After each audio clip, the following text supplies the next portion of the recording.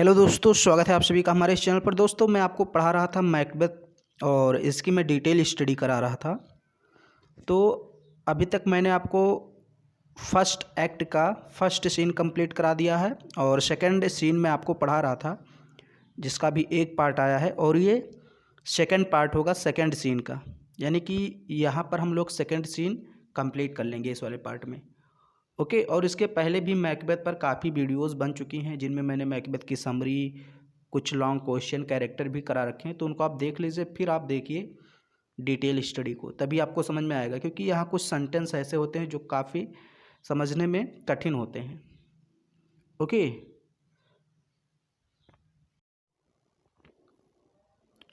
तो दोस्तों, मैं आपको पढ़ा रहा था सर्जेंट से। ये देखिए ऊपर सबसे देखिए, sergeant as whence the sun gins his reflection. इसका जो स्पीच था सर्जेंट का, ये मैंने आपको पढ़ा दिया था। ये जो पूरा बताता है युद्ध के बारे में, क्या बताता है, मैं थोड़ा सा आपको पीछे लेकर चलता हूँ ताकि आप कनेक्ट हो जाए। तो सर्जेंट बताता है किंग डंकन से कि जब युद्ध समाप्त होने वाला था, यानी कि हम लोग लगभग युद्ध जीत गए थे और दुश्मन की सेना पीछे भागने पर मजबूर हो गई थी, तभी नॉर्वे के लॉर्ड ने, यानी नॉर्वेयन लॉर्ड, नॉर्वे के राजा स्वैनो ने एक नई सेना ला करके, यानी कि भयंकर सेना जो हथियारों से लैस थी, सेना ला करके और एक नया फ्रेश एजॉल्ट का मतलब युद्ध शुरू कर दिया। तो ये मैंने पिछले वीडियो में आपको बताया है, उसको आप देख लीजिए, तब आप कनेक्ट करने में आपको आसानी रहेगी, आप समझेंगे बेहतर ढंग से। तो जब नई सेना आ गई तो उसने एक नया युद्ध शुरू कर दिया। अब डंकन बोलते हैं, Duncan, डिसमेड not this our captains Macbeth and बैंको। क्या इस चीज़ ने हमारे दो सेनापतियों यानी मैकबेथ और बैंको को डरा दिया, उनको भयभीत कर दिया? जब वो सेना लेकर आ गया तो क्या इससे हमारे दो सेनापति जो थे मैकबेथ और बैंको, क्या ये डर गए? सर्जन कहता है यस, बिल्कुल डर गए। हंसी, ये हंस कर कहता है, वास्तव में दोनों डरे नहीं थे, हंसकर बताता है कि हाँ वो तो डर ही गए। कैसे डरे? एज स्पैरो ईगल्स, जैसे कि गौरैया किसी चील को डरा देती है। अब भैया गौरैया जो है चिड़िया, ये चील को डरा पाएगी? नहीं डरा पाएगी। तो मजाकिया लहजे में कहता है वो सर्जेंट राजा से कि जैसे गौरैया चिड़िया चील को डरा देती है और द हियर द लायन, और खरगोश शेर को डरा देता है, वैसे ही उसकी सेना ने हमारे मैकबेथ को डरा दिया। इफ़ आई से सूथ, यदि मैं सच सच कहूँ, सूथ का मतलब ट्रू, यदि मैं सच बोलूँ, ट्रुथ बोलूँ, तो एज स्पैरो ईगल्स, ये लाइन आप समझें। मतलब वो सर्जेंट डंकन से कहता है कि हमारे मैकबेथ और बैंको स्वैनो की सेना से उसी प्रकार डर गए जैसे कि गौरैया चील को डरा देती है और खरगोश शेर को डरा देता है। तो ये तो उल्टा हो गया ना, शेर को कौन डरा पाएगा भाई? लेकिन हंसी मजाक में कहता है कि हाँ ऐसे ही डरे। इफ़ आई से सूथ, यदि मैं सच सच कहूँ, आई मस्ट रिपोर्ट, मैं आपको बता दूँ, रिपोर्ट कर दूँ, सूचित कर दूँ, they were as cannons overcharged with double cracks.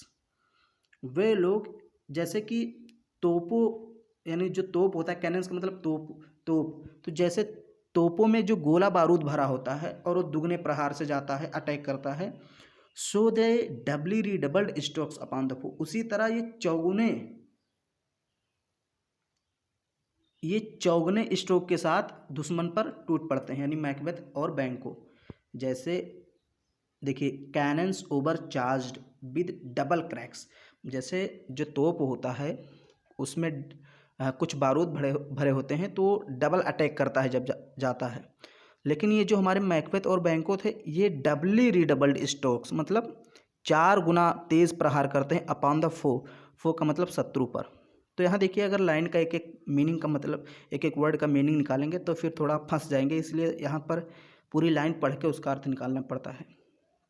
मैंने बताया था शुरू में कि इसके जो लाइनें हैं थोड़ी कठिन हैं। Except they mean to bath in reeking wounds, ऐसा लग रहा था कि मानो खून की नदी में अब नहाना चाहते हूँ। मतलब मैकबेथ और बैंको इस तरह से लड़ रहे थे। एक्सेप्ट दे मीन्ड, ऐसा लग रहा था दे मीन्ड कि उनका मतलब है किसका, मैकबेथ और बैंको का, टू बाथ नहाना, इन रेकिंग वाउंड्स मतलब खून की नदी में। मतलब इस तरह से दुश्मन को काट पीट रहे थे मैकबेथ और बैंको कि ऐसा लग रहा था कि वे दोनों खून की नदी में नहाना चाहते हैं। और मेमोराइज अनदर गोलगाथा, या एक दूसरे गोलगाथा की याद दिलाना चाहते हैं। गोलगाथा पहले एक युद्ध हुआ था तो उसमें भी बहुत सारा खून बहा था, बहुत सारे लोग मरे थे। तो ये कंपैरिजन थोड़ा सा करता है कि मैकबेथ और बैंक्वेट ऐसे लड़ रहे थे जैसे दूसरा गोलगाथा का युद्ध हो रहा है, वो दूसरे गोलगाथा की युद्ध की याद दिला रहे थे। आई कैन नॉट टेल, मैं नहीं बता सकता क्या हो रहा था। बट आई एम फेंट, और अब मैं काफ़ी मुरझाया हुआ हूँ। मतलब मैं एकदम कह सकते हैं कि फेंट का मतलब क्या है? फेंट का मतलब वैसे बेहोश होता है। तो कहता है सर्जेंट कि मैं काफ़ी चोटिल हूँ। आई एम फेंट का मतलब मैं चोटिल हूँ यानी बेहोश होने वाला हूँ। माई गैसेस क्राई फॉर हेल्प, मेरे जो घाव हैं, जख्म हैं, वो क्राई फॉर हेल्प, मदद चाहते हैं यानी इलाज चाहते हैं। सर्जेंट न्यूज़ बताने के बाद कहता है कि मैं काफ़ी चोटिल हूँ, घायल हूँ, और जो मेरे घाव हैं, जख्म हैं, वो इलाज चाहते हैं, हेल्प चाहते हैं। Duncan, so well thy words become दाई एज दाई वॉन्ट्स। अब डंकन क्या कहते हैं? सो वेल दाई वर्ड्स, जितने अच्छे तुम्हारे शब्द हैं, यानी कि अच्छी खबर लाया था ना कि लगभग बैंको और मैकबेथ बहुत अच्छी तरीके से लड़ रहे थे, जीतने वाले हैं, तो ये अच्छी खबर थी। तो डंकन कहते हैं सो वेल दाई वर्ड्स, जितने अच्छे तुम्हारे शब्द हैं, बिकम दाई एज दाई वुंड्स, उतने ही जल्दी तुम्हारे ये जो घाव हैं अच्छे हो जाएंगे। फिर से एक बार पढ़ा देता हूँ। सो वेल दाई वर्ड्स, दाई मतलब तुम्हारे शब्द, वर्ड का मतलब शब्द। सो वेल, जितने अच्छे तुम्हारे शब्द हैं, यानी जो तुमने रिपोर्ट दी है, जो सूचना बताई, वो बहुत ही अच्छे हैं। Become thee as thy wounds, और इसी तरह तुम्हारे जो वुंड्स यानी कि घाव है वो भी जल्दी ठीक हो जाएंगे। दे स्मेक ऑफ ऑनर बोथ, वे दोनों सम्मान के लायक हैं। गो गेट हिम, जाओ। गेट हिम सर्जन्स, इसे सर्जन के पास लेकर जाओ, मतलब डॉक्टर के पास ले जाओ। एग्जिस्ट सर्जेंट, सर्जेंट चला जाता है। अटेंडेड हु कम्स, अब कोई आता है। और डंकन कहते हैं कौन आया? हु कम्स हियर, अब कौन आया? यानी वो जो सर्जेंट था जिसने सारी खबरें बताई, जो चोटिल था, वो चला जाता है बाहर, मतलब इलाज के लिए उसको भेज दिया जाता है। और हु कम्स हियर, एक दूसरा कोई आता है, तो किंग डंकन बोलते हैं हु कम्स हियर, अब कौन आया? मेलकॉम, मेलकॉम कहता है the worthy thane of Ross, यानी रॉस के थेन आए हैं। थेन का मतलब एक प्रकार से छोटे राजा बोल सकते हैं, सूबेदार बोल सकते हैं। रॉस के, जैसे राजा डंकन के अधीन कई छोटे छोटे राज्य थे, तो उन पर कोई छोटे छोटे लोग शासन करते थे जो राजा के अधीन रहते थे, डंकन के अंतर्गत काम करते थे। जैसे आजकल अधिकारी सरकार के अधीन काम करते हैं, वैसे। तो the worthy thane of Ross, यानी योग थेन आया है, कहाँ का? रॉस का। और इसको रॉस ही कहा जाता है, इसका नाम वैसे नहीं यहाँ पर कंफर्म किया गया, इसको रॉस ही बुलाते हैं। तो यानी रॉस आई, ये भी युद्ध से आता है और खबर लेकर आता है कुछ। पहले तो सर्जेंट लेकर आता है युद्ध की खबर, वो बताता है, चला जाता है। अब वो इलाज के लिए गया है सर्जेंट, अब दूसरी बार खबर लेकर कौन आता है? रॉस आता है। मेलकॉम कहता है the worthy thane of Ross, यानी रॉस का थेन आया है। Lennox, what haste looks through his eyes, तुम्हारी आंखों में कोई बहुत ज़्यादा जल्दबाजी दिख रही है। व्हाट ए हेस्ट लुक्स, यानी जल्दबाजी का हाव भाव, थ्रू हिज आइज, तुम्हारी आंखों से दिख रहा है। लेनॉक्स बोलता है, राजा डंकन के पास लेनॉक्स भी रहता है, मेलकॉम भी रहता है। तो लेनॉक्स बोलता है कि अब वो जब देखता है रॉस को तो कहता है तुम्हारी आंखों में बहुत जल्दबाजी दिख रही है। So should he look the seems, ये क्या लिखा हुआ है? 1 मिनट, हाँ, दैट लिखा, लुक के बाद दैट लिखा हुआ। So should be look that seems to speak things strange, ऐसा लगता है कि वो कुछ नया बताने वाला है। स्ट्रेंज का मतलब अजीब चीज़। लेनॉक्स कहता है कि रॉस की आंखों में कुछ जल्दबाजी दिख रही, मतलब चमक दिख रही है। जैसे होता है नहीं, जब आप कोई चीज़ हासिल कर लेते हैं, कोई चीज़ जीत जाते हैं, तो आपकी आंखों में एक चमक होता है, आप जल्दीबाजी करते हैं कि कितना से जल्दी अपने घर वालों को बताएं। जैसे आप मान लीजिए यूपीएससी क्लियर कर लेते हैं, कोई जॉब पा जाते हैं, तो बहुत खुशी से जाते हैं घर पर। तो ऐसे रॉस आया तो लेनॉक्स देखता है कि इसकी आंखों में बहुत खुशी है, बहुत जल्दीबाजी में है। तो वो सोचता है so should be look that seems to speak things strange, ऐसा लगता है वो कोई स्ट्रेंज थिंग स्पीक करने वाला, मतलब अजीब चीज़ बोलने वाला है, बहुत ही अच्छी खबर लाया है। अब रॉस आता है, प्रवेश करता है, इंटर रॉस, रॉस प्रवेश करता है। रॉस कहता है गॉड सेव द किंग, ईश्वर राजा की रक्षा करे। डंकन, वंस कम्स दाउ वर्दीथेन, डंकन पूछता है वंस केमिस्ट दाउ, तुम कहाँ से आए हो, वर्दीथेन योग्य थेन, योग्य थेन तुम अब कहाँ से आए हो, यानी कहाँ थे। फ्रॉम 5, 5 से, रॉस कहता है मैं 5 से आया हूँ। ग्रेट किंग, महान राजा, राजा उससे पूछता है कि तुम कहाँ से आए हो, तो कहता है 5 से आया हूँ। 5 उस स्थान का नाम है जहाँ पर युद्ध हो रहा था। ओके, तो कहता है फ्रॉम 5 ग्रेट किंग, मैं 5 से आया हूँ महान राजा। वेयर, जहाँ पर the Norweyan banners flout the sky, flout the sky मतलब स्काई में लहरा रहे थे, आसमान में लहरा रहे थे, जहाँ पर नॉर्वे के बैनर्स यानी पोस्टर, झंडे लहरा रहे थे। पूरी कहानी अब ये बताता है युद्ध की कि कैसे हम लोग जीत गए। तो शुरू में कहता है कि शुरू में तो नॉर्वे का झंडा स्काई में यानी आसमान में लहरा रहा था, यानी वो हम पर भारी थे।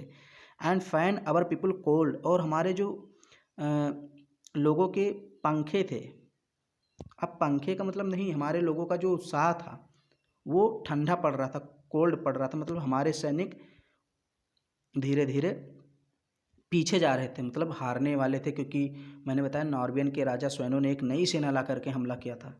तो हमारे जो पीपल थे, हमारे लोग थे, ठंडे होते जा रहे थे।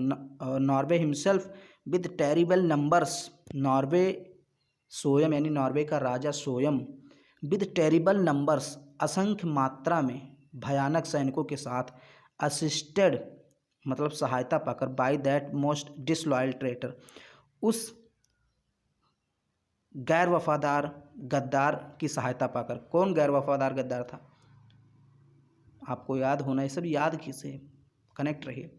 गद्दार कौन था, किसने गद्दारी की थी किंग डंकन से, मैकडोनाल्ड, उसने तो नॉर्वे के राजा की सहायता की थी, हालांकि वो मर गया। तो वो कह रहा है कि उसी की सेना की सहायता पा करके वो हम पर भारी पड़ रहा था। मैं फिर से पढ़ा देता हूँ, फ्रॉम द 5 से आ रहा हूँ महान किंग, महान राजा। Where the Norweyan banners flout the sky, जहाँ पर नॉर्वे का झंडा आसमान में लहरा रहा था। एंड फैन और पीपल कोल्ड, और हमारे जो लोग थे वो ठंडे पड़ रहे थे, यानी निरुत्साह हो रहे थे, हतोत्साहित हो रहे थे। Norway himself with terrible numbers, terrible numbers मतलब भयानक संख्या में, यानी बड़ी संख्या में नॉर्वे के राजा ने स्वयं assisted by that disloyal traitor, और इनको सहायता मिल गई। नॉर्वे के जो राजा थे, असिस्टेड का मतलब सहायता पा करके, किसके द्वारा, bye that most disloyal traitor, उस सर्वाधिक गैर वफादार और गद्दार से इन्होंने हम पर हमला किया, यानी उस गद्दार से सहायता पा करके नॉर्वे के राजा ने हम पर हमला किया। अब वो गद्दार कौन था आगे बताया गया था, थेन ऑफ कैडोर, थेन ऑफ कैडोर, यानी थेन ऑफ कैडोर की सहायता, थेन ऑफ कैडोर कौन था, मैकडोनाल्ड, उसकी सहायता पा करके, असिस्टेड मतलब सहायता पा करके, by that most disloyal traitor the thane of Cawdor, Cawdor का जो थेन था जो बहुत डिसलॉयल था, ट्रेटर मतलब गद्दार था, उसकी सहायता पा करके बिगैन ए डिसमल कन्फ्लिक्ट, एक नया युद्ध शुरू कर दिया। डिसमल कन्फ्लिक्ट का मतलब एक भयानक युद्ध, नया युद्ध शुरू कर दिया। कन्फ्लिक्ट का मतलब संघर्ष होता है। तो नॉर्वे के राजा ने किससे सहायता पा करके, थेन ऑफ कैडोर से सहायता पा करके एक नया युद्ध शुरू कर दिया। टिल, लेकिन, अब यहाँ टिल का मतलब जब तक या तब तक नहीं, देखिए यहाँ थोड़ा सेंस अलग होता है। टिल, लेकिन दैट बेलोनास ब्राइड ग्रूम, जो बेलोना का ब्राइड ग्रूम यानी दूल्हा था। अब यहाँ बेलोना जो है, इसको समझिए थोड़ा सा, बेलोना जो है ये युद्ध की देवी कही जाती है रोमन में।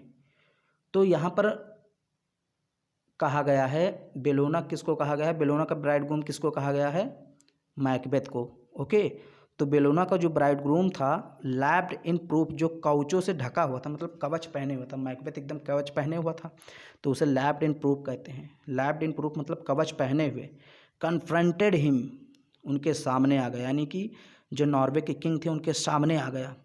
विद सेल्फ कंपैरिजन्स और सोयम, सेल्फ का मतलब Soyam, comparisons point against point rebellious, यानी एक एक रेबिलियस का मतलब जो विद्रोही थे, सेना थे, दुश्मन सेना थी, एक एक करके उनसे पॉइंट टू पॉइंट लड़ाते रहे, मतलब उनसे तलवार से तलवार लड़ाते रहे, युद्ध करते रहे, मतलब उसी को बोला गया पॉइंट टू पॉइंट रेबिलियस, यानी एक एक विद्रोही को चिन्हित करते हुए, मारते हुए, आर्म अगेंस्ट आर्म, और शस्त्र से शस्त्र लड़ाते हुए, कर्बिंग हिज लेविस स्पिरिट, और अपनी पूरी शक्ति के साथ युद्ध करते हुए, एंड टू कंक्लूड, और कुल मिला करके the victory fell on us, जो विक्ट्री का मतलब जीत थी वो गिरी, फेल मतलब गिरी, ऑन अस मतलब हमारी ओर, यानी कि हमारी विजय हो गई।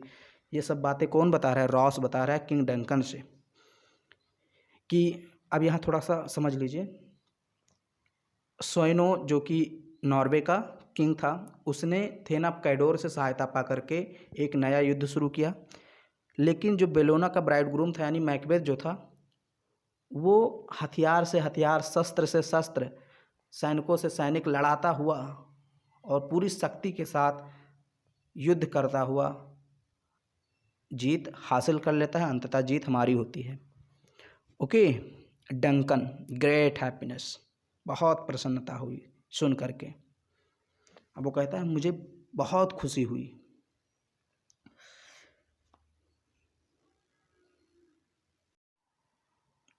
रॉस, दैट नाउ, और अब स्वैनो द नॉर्वेज किंग, जो नॉर्वे का राजा था, क्रैप्स मतलब चाहता है, क्रैप्स का मतलब वांट्स यानी चाहता है, कंपोजिशन मतलब संधि, यानी कि जो नॉर्वे का किंग है स्वैनो, वो अब हमसे संधि करना चाहता है, शांति चाहता है।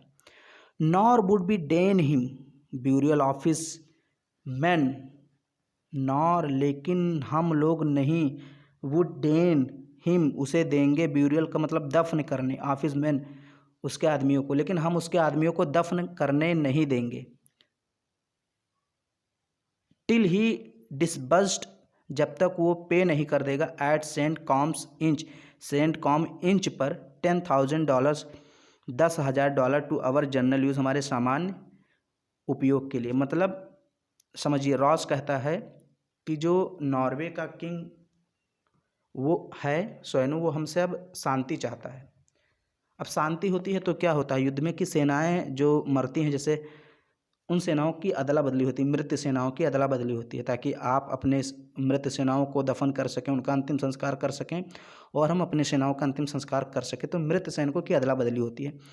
तो स्वैनो भी अब चाहता था कि सैनिकों की अदला बदली हो, चूँकि वो संधि करना चाहता था, लेकिन रॉस ने कहा कि nor would be deign him burial of his man, हम लोग उसके आदमियों को दफन नहीं करने देंगे, मतलब अदला बदली नहीं करेंगे, टिल ही डिसबर्स्ड, जब तक वो पे नहीं कर देगा, at Saint Colme's inch, Saint Colme inch मतलब एक स्थान है, वहाँ पर जब तक वो पे नहीं कर देगा, दे नहीं देगा, कितने $1,000, $10,000, $10,000 टू अवर जनरल यूज़, हमारे सामान्य उपयोग के लिए, यानी जो हमारा नुकसान हुआ है युद्ध में उसकी भरपाई जब तक वो नहीं देगा, तब तक हम उसके सैनिकों को, मरे हुए सैनिकों को दफनाने नहीं देंगे।